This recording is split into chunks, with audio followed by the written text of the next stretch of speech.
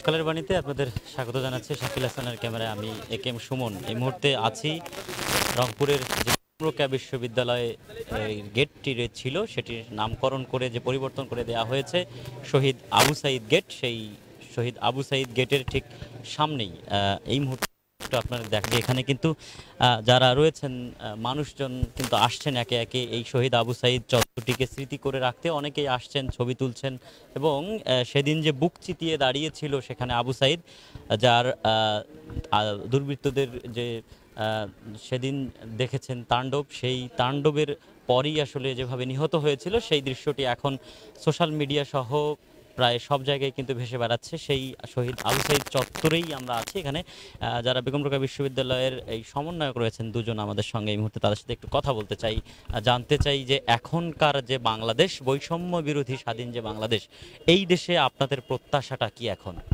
ধন্যবাদ। আমাদের প্রত্যাশা হচ্ছে আমাদের আবু সাঈদ এই বৈষম্য বিরোধী যে বাংলাদেশের জন্য সে তার জীবন আত্মাহুতি দিল, তো এটা আমরা চাচ্ছি যে তার যে চাওয়াটা ছিল এটা আমাদের স্বাধীন বাংলাদেশ, আমার আপনার ছাত্রের সাধারণ জনগণ সবার এই চাওয়া। তো আমরা চাই এই যে নতুন যে রাষ্ট্র, স্বাধীন রাষ্ট্র তৈরি হচ্ছে, এখানে যেন আমার সাঈদের যে চাওয়াগুলো ছিল এগুলো যেন পূরণ হয়, এটাই আমাদের চাওয়া।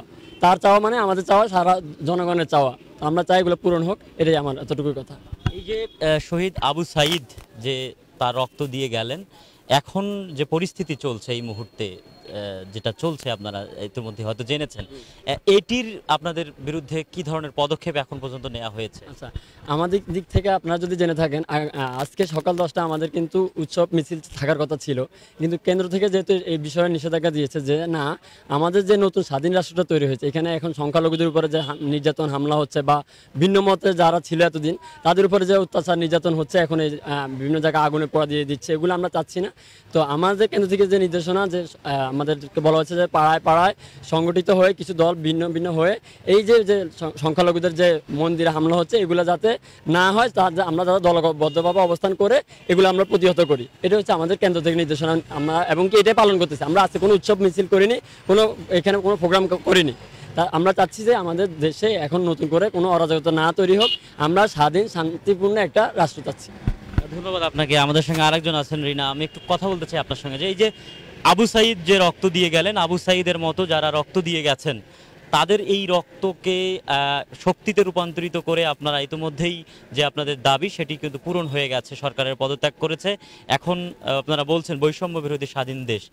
এখনকার চাওয়াটা আপনার সমন্বয়ক বলে গেলেন, এখন কি চান?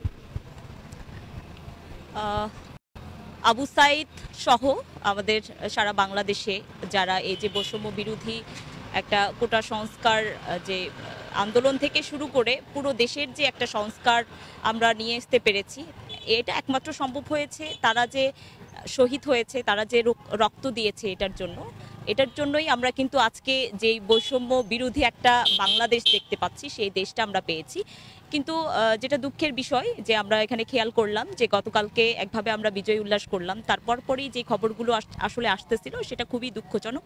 বিভিন্ন জায়গায় হচ্ছে হিন্দু বাড়িতে হামলা হচ্ছিল, তারপরে গির্জা মন্দির এগুলোতে হামলা হচ্ছিল।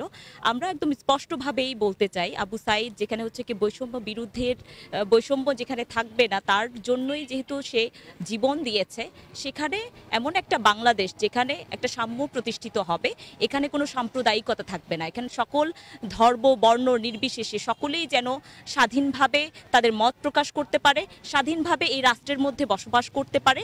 আমরা হচ্ছে কি একটা অসাম্প্রদায়িক একটা রাষ্ট্র, গণতান্ত্রিক একটা রাষ্ট্র, সেই রাষ্ট্রেরই আমরা হচ্ছে কি দেখতে চাই, এবং সেটাই আমরা হচ্ছে কি এখনো সেই ইয়েটাই আমাদের আছে। আমরা বলেই যাচ্ছি যে একটা সাম্য আমরা প্রতিষ্ঠা করতে চাই এই দেশের মধ্যে।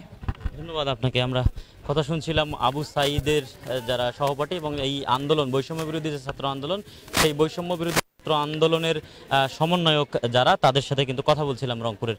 এখানে দেখছেন যে আসলে যে অন্যান্য যে গণমাধ্যম কর্মীরা রয়েছেন তারা এখানে আসছেন, একে একে আসলে শিক্ষার্থীদের সঙ্গে কথা বলছেন এবং এবং তারা কিন্তু বলবার চেষ্টা করছেন এবং এখানে দেখছেন আপনারা অনেক শিক্ষার্থীরা ধীরে ধীরে আসছেন, জড়ো হচ্ছেন। এই যে বেগম রোকেয়া বিশ্ববিদ্যালয়ের যে আবু সাইদ চত্বর, সেই আবু সাইদ চত্বরের কিন্তু এখন একে একে অনেকেই আসছেন, স্মৃতি করে রাখতে চাইছেন এবং এই স্মৃতিকে নিয়েই কিন্তু তারা চলতে চাচ্ছেন। এবং এই যে আবু সাইদের যে স্মৃতি, এখানে বুক চিতিয়ে দাঁড়িয়ে থাকা, বৈষম্য বিরোধী যে আন্দোলনের করতে এসে তিনি নিহত হয়েছিলেন, এখন যারা সমন্বয়ক এবং ছাত্র যারা রয়েছেন তাদের দাবি যে আবু সাইদের যে আত্মত্যাগ, সেই আত্মত্যাগের যে দাবি ছিল সেটি যেন পূর্ণাঙ্গ রূপে বাস্তবায়ন হয় দেশে এবং বৈষম্য বিরোধী একটি মানবিক রাষ্ট্র যাতে গঠিত হয়, এমনটি কিন্তু প্রত্যাশা করছেন সবাই। সে খবরই দিচ্ছিলাম, শাকিল হাসানের ক্যামেরা, আমি একেএম সুমন, আপনারা দেখছেন সকালের বাণী।